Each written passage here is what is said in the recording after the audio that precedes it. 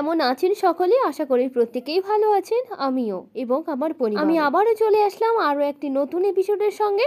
বড়দের অনেক অনেক প্রণাম জানাই, সেই সঙ্গে জানাই ছোটদের অনেক অনেক ভালোবাসা। আজ ছিল সবকিছুই স্পেশাল, যেমন স্পেশাল ডে, স্পেশাল মুহূর্ত, স্পেশাল ডেগুলোতে স্পেশালভাবে সেলিব্রেট করার জন্য আমাদের খাদ্য তালিকাটাকেও সেইভাবে সুন্দরভাবে সাজিয়ে নিতে হয়। এই দিনটি ছিল সেই দিন যে দিনটার জন্য আমরা প্রত্যেক ভাই বোনেরা ভীষণভাবে অপেক্ষা। ভাই বোনের মধুর সম্পর্কের একটি দিন, ভাইফোঁটা। সকালের ঠাকুর প্রণাম শেষ করে সরাসরি চলে এসেছি রান্নাঘরে। ওই বিভিন্ন রকম মাছ নিয়ে এসছে, বাজার থেকে মাছ এলে প্রায় কেটে নিয়ে আসাই হয়, কিন্তু অনেক ব্যস্ততম দিন আজকে, তাই বাজার থেকে এলো গোটা মাছ, আর বাড়িতে ওটাকে কাটাকুটি করে পরিষ্কার করে ধুয়ে নুন হলুদ মেখে রাখা। ওদিকে বাড়িতে সহচরী এসছে, মানে আমার ননদ। সকাল থেকে ও আমাকে অনেকটাই হেল্প করছে, সঙ্গে মা তো আছে। সকালে একটু করা হয়েছিল শিমুল। আমাদের বাড়িতে রান্নাবান্না একটু ভেবেচিন্তেই করা হয়, কারণ বাড়ির কাছাকাছি অত বেশি বাড়ি নেই যে বেশি করে রান্না করলে অনেকজন মিলে ভাগ করে খেতে পারবো। রান্নার তোড়জোড় আরম্ভ হয়ে গেছে।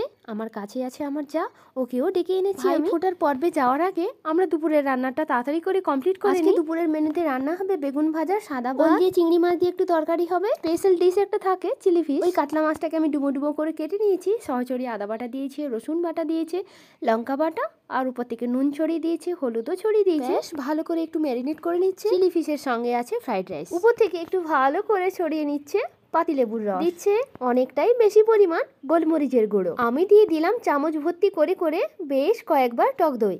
আবারও ভালো করে ম্যারিনেট করে দেওয়া হলো সয়া সস। এখানে আমি বাইন্ডিং এর জন্য দিয়েছি কর্নফ্লাওয়ার, অল্প একটু ময়দা, আর দিয়েছি চালের গুঁড়ো। ওদিকে দিদি কি করছে, ফ্রাইড রাইসের জন্য গাজরটা আর বিনস গুলো ভেজে নিচ্ছে। এই ফ্রাইড রাইসটা ভীষণ সহজ পদ্ধতিতে বানানো হয়েছে।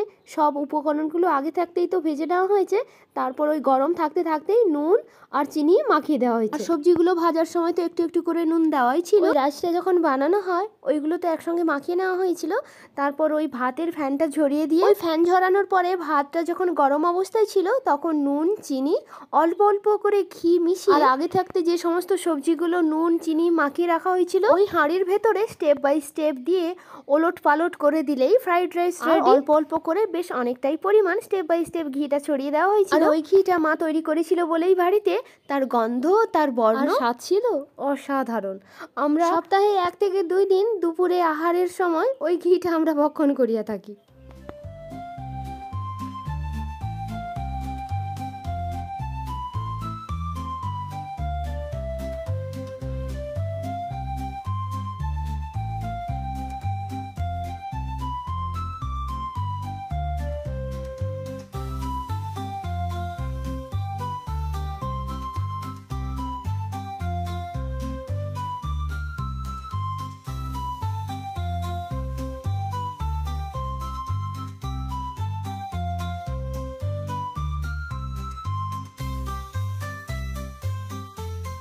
আর হ্যাঁ, চারা মাছের ঝালও হয়েছিল।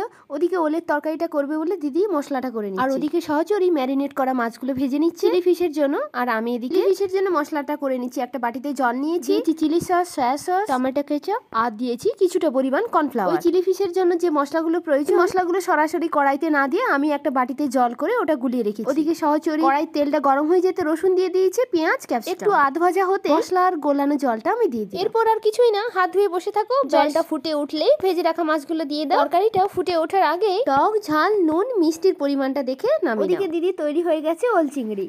যতই আনন্দের সহিত রান্না করি না কেন, মনের ভেতরটা একটু দুঃখ দুঃখ ভাব আছে, কারণ আমাদের বাপি আমাদের ছেড়ে চলে যাওয়াতে আমাদের কারোরই ভাইফোঁটা দেওয়া হবে না। আমার মায়ের ছেলেও ভাইফোঁটা নেওয়া হবে না, আমারও ভাইফোঁটা দেওয়া হবে। ওই 1 বছরের ভেতরে কোনো শুভ কাজই হবে না। অবস্থা আর কি করা যাবে, তবে ফোঁটা না দেওয়া হোক, অসুবিধে নেই। তবে ভাইকে খাওয়াতে তো পারি। দুপুর হতে হতে এক পাকা বুড়ি এসে আমাদের বাড়ি হাজির। দাদা ভাইকে ফোঁটা দেবে। মাসিমণি, তুমি এখনো ফুল তোলোনি? এখনো তুমি চন্দন বাটোনি? নানান রকম প্রশ্ন ওই পাকা বুড়ি। আর ওই বুড়িকে হেল্প করছে আমার মা। আমি বলছি না পাকা বুড়ি, ওর কাজকর্ম দেখে তোমরাও একটু পরে বলবে ভীষণ পাকা। অতটুকু মেয়ে, কিন্তু পুজো আচার মোটামুটি একটু একটু জানে। ওর মা করে প্রতিদিন, ও দেখে দেখেই শিখেছে। ও হচ্ছে আমার ছোট বোনের মেয়ে। যেই মোবাইলটা আমার হাতে দেখেছে অমনি দাদা ভাইকে নিয়ে পোজ দিতে ব্যস্ত।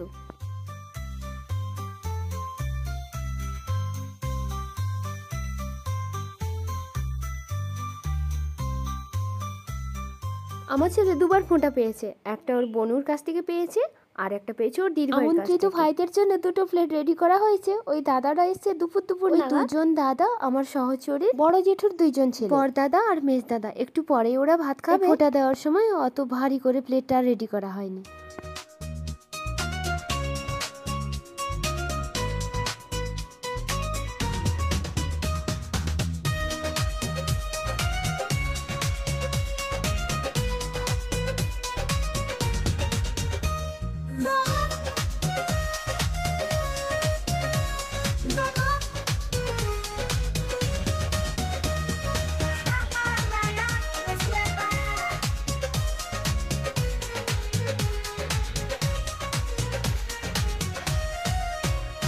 শুভ দিনে শেষ পাতে দই মিষ্টি পাঁপড় ওগুলো তো থাকবে না, এমনটা হতেই পারে না। শেষ পাতে আমাদের বাড়িতেও ছিল দই মিষ্টি পাঁপড়। ওদিকে হয়েছিল আরেক সমস্যা, ওই সকালবেলা মাছ কাটতে গিয়ে হ্যাচাক করে গেছিল আঙুলটা। বাড়ির সমস্ত কাজকর্মগুলো শেষ করে রাত্রির বেলা আমি, মায়ের ছেলে আর আমার ছেলে রওনা দিয়েছিলাম ওই সন্ধ্যে 7:30 8টার দিকে আমার বাবার বাড়িতে এক শুভ মুহূর্তের সাক্ষী হতে। 2 বছর আগে ওই ফুটফুটে মেয়েটিকে যে দেখছো, ভগবানের আশীর্বাদ স্বরূপ ওই লক্ষ্মী মেয়েটি আমাদের বাড়িতে এসেছিল, আমার ভাইয়ের মেয়ে। ওরও ছিল ভাইফোঁটার দিনই জন্মদিন। তবে আমাদের বাড়িতে জন্মদিনগুলো অনেক ধুমধাম করে কিন্তু পালন করা হয় না। সকালবেলা বাবার বাড়ির কাছেই আছে গোপাল ঠাকুরের বাড়ি। গোপাল ঠাকুরকে সকালবেলা পায়েসের হাঁড়িটি দিয়ে আসা হয়, চালেরই পায়েস। আর ওই পায়েস নিয়ে এসে বাড়িতে কিন্তু আলাদা করে আর পায়েস রান্না করা হয় না, ওই ঠাকুরের প্রসাদ খাওয়ানো হয়।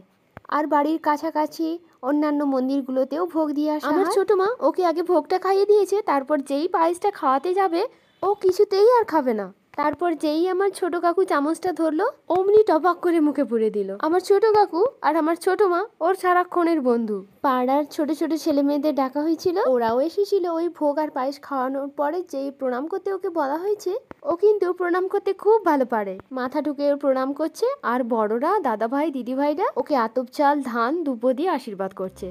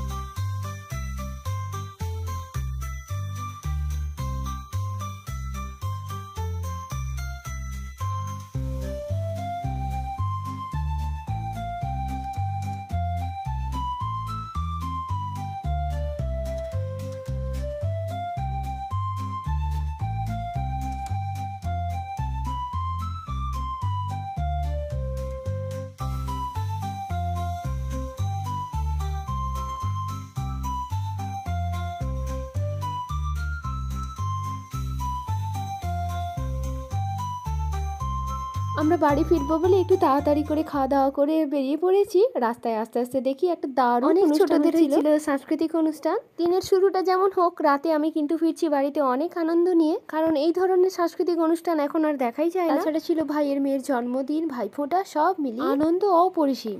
বাবা মাকে তো অবশ্যই ভালো রাখবো, সেই সঙ্গে নিজেরাও ভালো থাকবো, তবেই তো পরিবারকে ভালো রাখতে পারবো। নিজেরা সুন্দর মনের মানুষ হতে চেষ্টা করব। Thank you and God bless you.